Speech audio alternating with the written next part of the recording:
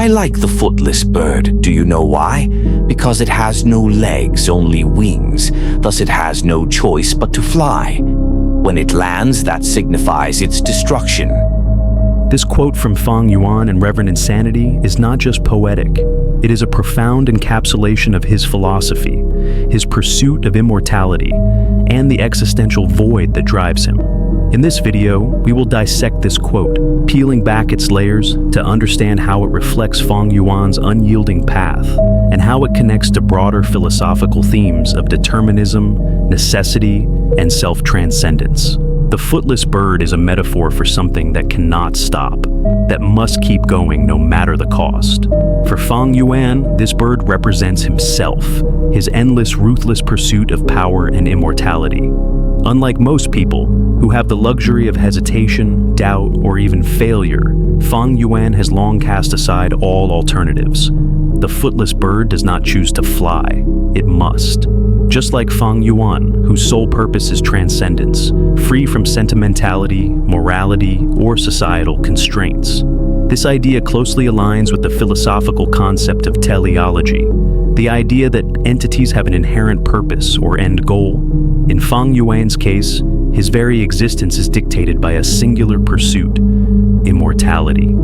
Any deviation from that path is not just failure, it is annihilation. If we take a Nietzschean perspective, Fang Yuan embodies the will to power, the fundamental drive to overcome, to grow stronger, and to affirm oneself through domination. The footless bird's endless flight mirrors Nietzsche's Übermensch, the being who transcends the limitations of conventional morality and weakness.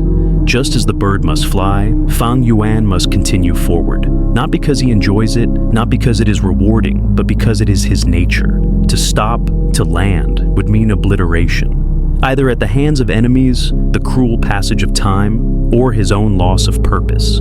Fang Yuan does not live for happiness, love, or fleeting satisfaction. He exists for something greater, the raw assertion of self and the absolute pursuit of freedom, unchained by external forces.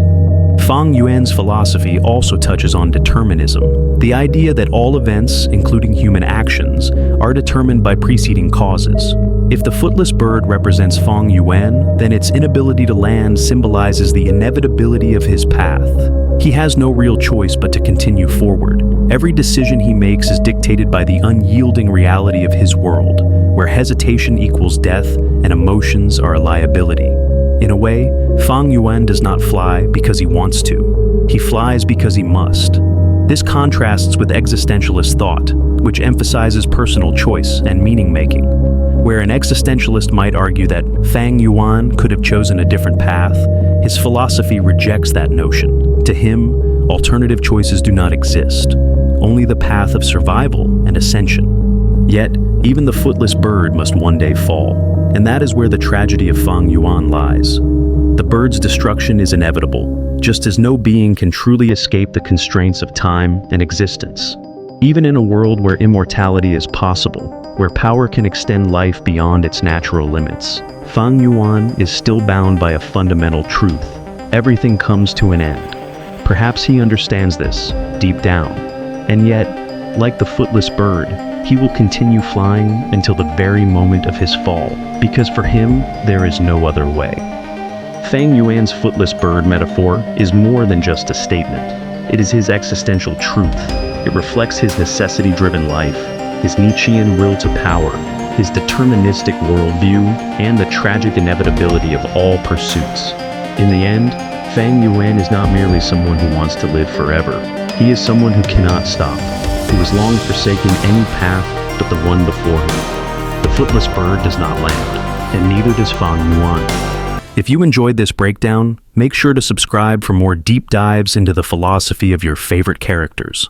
Let me know your thoughts in the comments.